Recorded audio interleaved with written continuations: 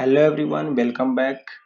Last video में हम लोगों ने कंजंक्शन का वीडियो पार्ट 1 देखा और उसमें जाना कि कंजंक्शन और इसके जो काइंड्स हैं उसका डिफिनीशन।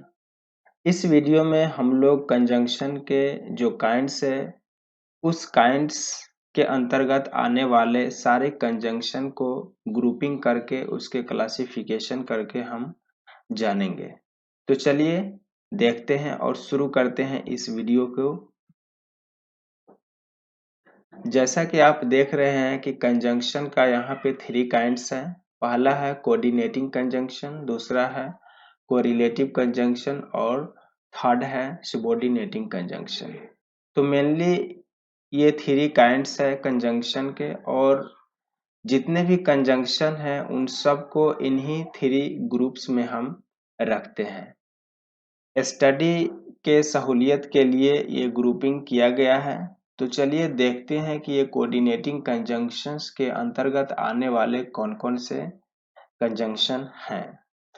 तो एग्जाम्पल में हम देख रहे हैं and, but, or, nor, for, yet, so, as well as, only, then, therefore, still, or else, otherwise, no less than, while, whereas, nevertheless, either or, neither nor, both and, not only but also, etcetera. ये सारे conjunction जो हैं ये सब coordinating conjunction के example हैं।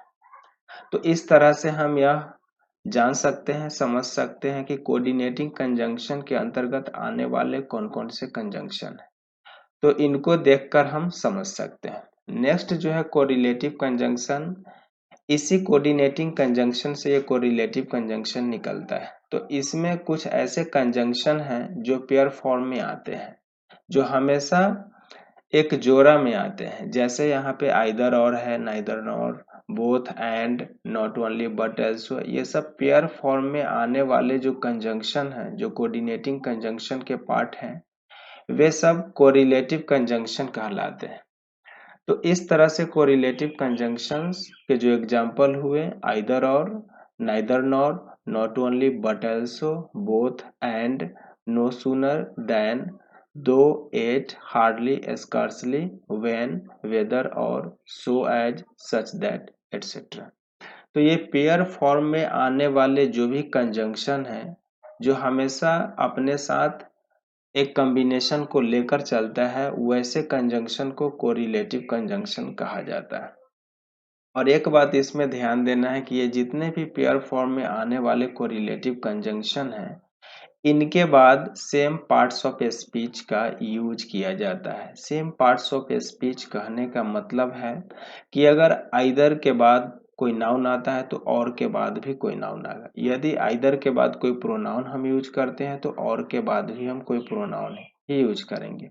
अगर either के बाद कोई वर्ब आता है तो और के बाद भी वर्ब ही आएगा। इस तरह से सारे कंजंक्शन का सेम फंक्शन है, सारे के बाद सेम पार्ट्स ऑफ स्पीच का यूज किया जाता है। ठीक है, तो ये कोरिलेटिव कंजंक्शन हमेशा पेयर फॉर्म में यूज होते हैं, और इनके जो पेयर हैं इनके बाद आने वाले जो भी वर्ड्स होंगे वो सेम पार्ट्स ऑफ स्पीच के होंगे। मीन्स नाउन तो सेकंड के बाद भी नाउन, फर्स्ट के बाद यदि कोई एडजेक्टिव आता है तो सेकंड के बाद भी कोई एडजेक्टिव, यानी सेम पार्ट्स ऑफ स्पीच। तो हम ये समझ गए कोऑर्डिनेटिंग कंजंक्शन और कोरिलेटिव कंजंक्शन।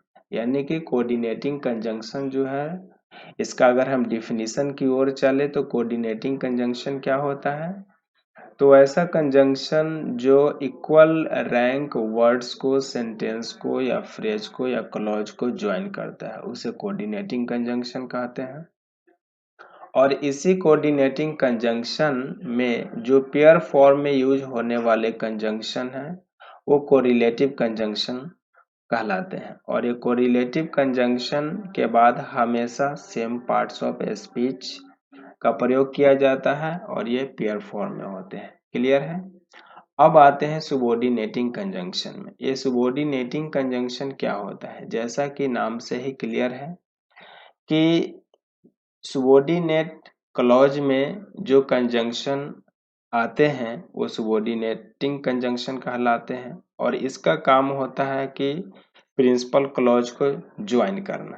तो सुबॉर्डिनेटिंग कंजंक्शन वे कंजंक्शन हैं जो सबॉर्डिनेट क्लॉज में आते हैं और प्रिंसिपल क्लॉज को ज्वाइन करते हैं। वे हैं as, because, since, if, though, although, that, before, after, till, until, unless, whether, least, as if, in case, so that, as long as soon as, which, when, where, why, how, as though, etc.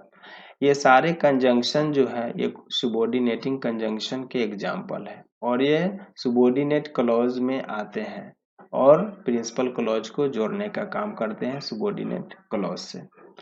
तो इस तरह से हम समझ गए कि जो conjunction के काइंड्स हैं, coordinating conjunction, correlative conjunction and subordinating conjunction. तो इन तीनों कंजंक्शन के अंतर्गत आने वाले जो भी कंजंक्शंस हैं उनको हम एक ही स्लाइड में, एक ही वीडियो में एक क्लासिफिकेशन के तौर पे वर्गीकरण के रूप में हमने देखा, समझा और सीखा। तो मैं उम्मीद करता हूँ कि यह आपको पसंद आया होगा और समझ में आ गया होगा। तो आज के लिए इतना ही, मिलते हैं फिर नेक्स्ट वीडियो में। तब तक के लिए take care and be safe. Thank you.